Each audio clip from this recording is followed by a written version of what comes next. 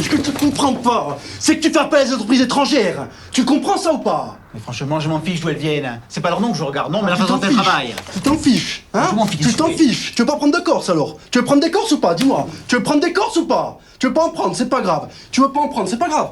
Tous les mois, tu vas payer. À la fin du mois, il y a une enveloppe. C'est comme ça que ça se passe ici. Comme ça, son cousin, il aura de l'argent. Tu le comprends ça ou pas? Ce qui m'a amené à faire ce film, c'était une question que je me posais, qui était comment arriver à trouver un récit qui me permette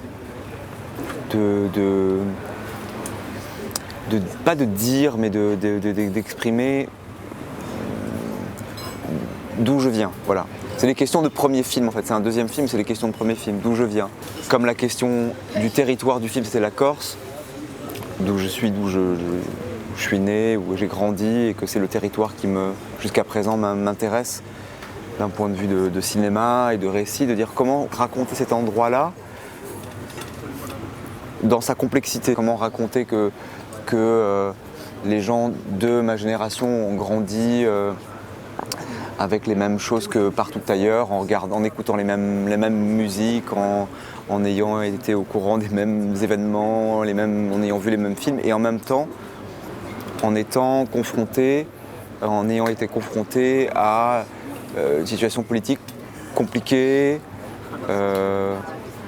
violente, douloureuse. Comment raconter ces deux choses sans que l'une prenne le pas sur l'autre? Ah, c'est pas sérieux, franchement. Chaque décision que tu prends implique des conséquences. Ça, c'est la vie. On rétablit la balance. Ben, ce que je veux vous dire, les gars, c'est que je paye déjà. Et il y a des plus gros que vous. Faut tout de même pas que j'ai pu entreprendre tout ça tout seul, sans la moindre protection. Je suis pas un idiot quand même. La preuve, ils sont où là? Mais vous savez pas qui ils sont. Ils sont où là? Vous comprenez pas à qui vous avez affaire. Appelle-les, allez, appelle-les, allez, appelle. Ah. Appelle-les. Alors, t'es ce que tu vas regarder, un protecteur, qu'on a plus besoin d'eux. Tu comprends pas? Désormais, les protecteurs, c'est nous. Dis-leur que nous, c'est les intérêts du peuple qu'on défend. Tu veux des entreprises étrangères? T'as le droit. On va pas te l'interdire. On n'est pas au Corée du Regarde-le Nord. quand il te parle. Il y a une taxe pour ça et c'est normal. Avec cette taxe, on va faire des choses utiles.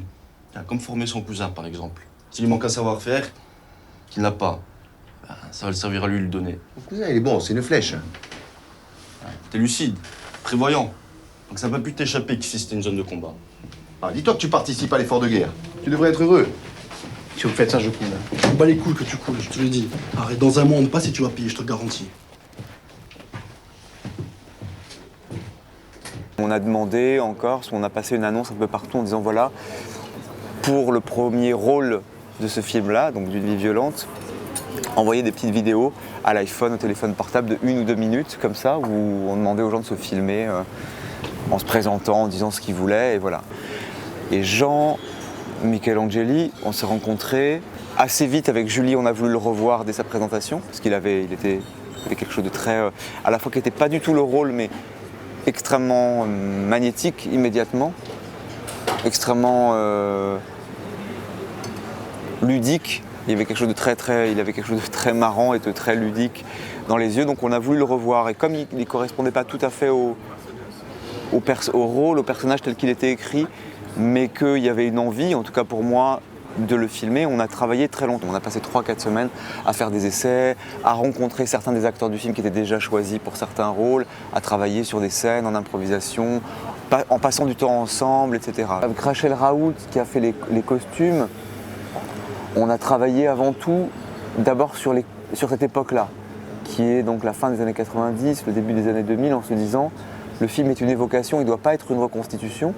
C'est un enjeu particulier parce que l'époque elle est passée, elle est déjà derrière nous, mais en même temps elle n'est pas si lointaine. 2000-2001, c'est quand même pas, c'est pas si loin.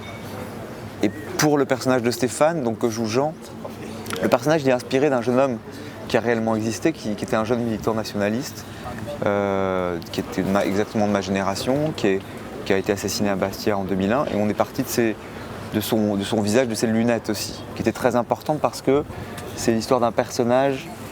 Le film raconte un personnage qui est très contemporain et qui fait le choix ou qui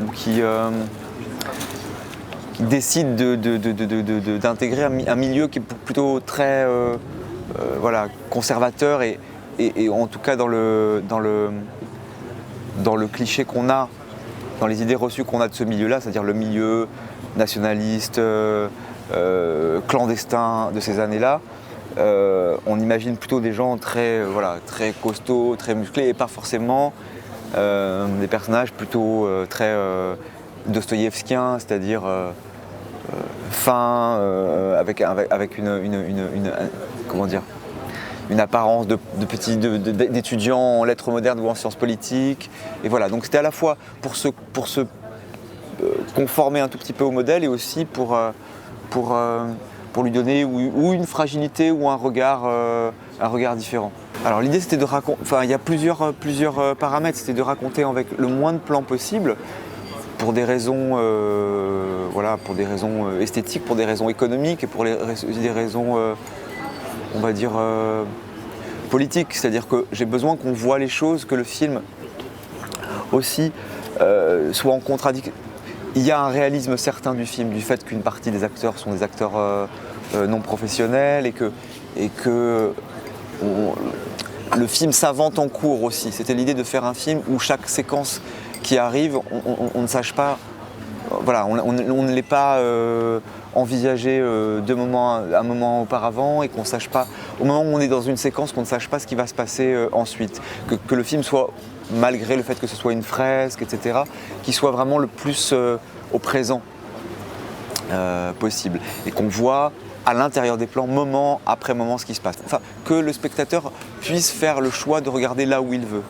Il a le choix de regarder la séquence comme une séquence qui porte de la violence ou comme une séquence au contraire qui est complètement normale et complètement aussi sans nerfs. Je voulais quelque chose de très physique, mais d'absolument pas nerveux. Avec Frédéric Junca, qui était le superviseur musical du film, on a travaillé longtemps en fait. On a écrit comme on a écrit les scènes. Il y avait l'idée de faire que ce soit un dialogue avec cette époque-là, c'est-à-dire la fin des années 90, entre 97 et 2001, en gros, de dialoguer avec aujourd'hui.